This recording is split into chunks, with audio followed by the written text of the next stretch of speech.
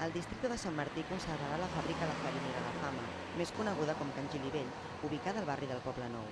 Aquesta fàbrica està dins una illeta afectada pel Pla Urbanístic 22 i en aquest cas s'ha determinat la seva rehabilitació per destinar-la a fer loft. Des de l'Arxiu Històric del Poble Nou es veu positivament aquesta decisió, ja que l'antiga fàbrica és un element important dins del conjunt del patrimoni fabril del barri. Al barri els monuments reals són les fàbriques, són les catedrals del barri. No tenim res més. El Poble Nou té uns 150 anys d'història. No tenim, per tant, no tenim ni capelles, ni esglésies romàniques, ni gòtiques. Els nostres monuments són les fàbriques.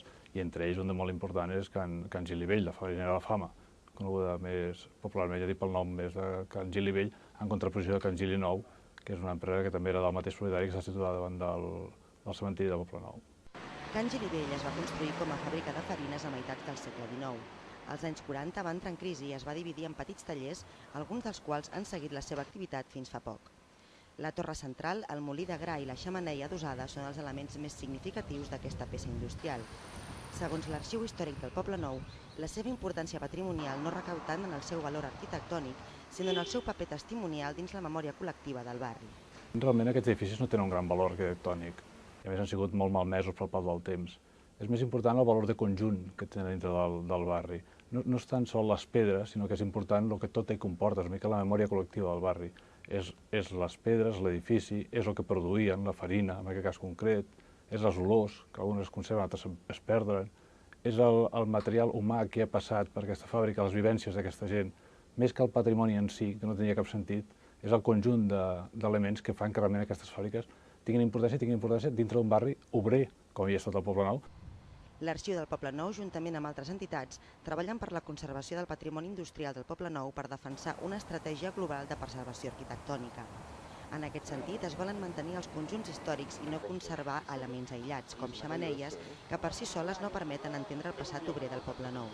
Els edificis bastant senzills, el valor està en els conjunts, no està en agafar un element d'aquest edifici, sinó aquest edifici i tot al voltant d'aquest mateix edifici i els carrers, no solament el que és l'edifici concretament, sinó tot aquest conjunt, que és el que voldríem preservar des de l'Arxiu Històric i altres entitats del barri. Hem fet un pas endavant, passat de deixar elements de les xemeneies a deixar un trosset de la fàbrica, però hem de fer encara un pas més endavant. I ja no solament és el conjunt, sinó hem d'entendre uns eixos, carrer Pere IV, el barri de la Plata, ja no és tants elements, solament fàbriques, sinó fàbriques, habitatges, centres de reunió, ateneus, tota aquesta vida associativa que hi ha tingut al barri i que és molt important. Carrers sencers, Marià Aguiló hi ha que tractar-lo com tot un eix. No sabeix tractar uns edificis concrets de Marià Aguiló, sinó que entendre un pla de conjunt de tot el Poble Nou, que és el que de moment falta. La Farinera La Fama té una estructura massa estreta per fer equipaments. Per això el districte de Sant Martí ha proposat que aquesta fàbrica es destini a fer lofts, un ús poc habitual però que està contemplat dins el pla urbanístic del 22 El Pla 22 crea una figura que és la construcció de vivenda no convencional i posa com a obligació primer que només es pugui fer amb l'interior de fàbriques del barri amb l'obligació de recuperar la fàbrica. I recuperar la fàbrica vol dir de rehabilitar la fàbrica.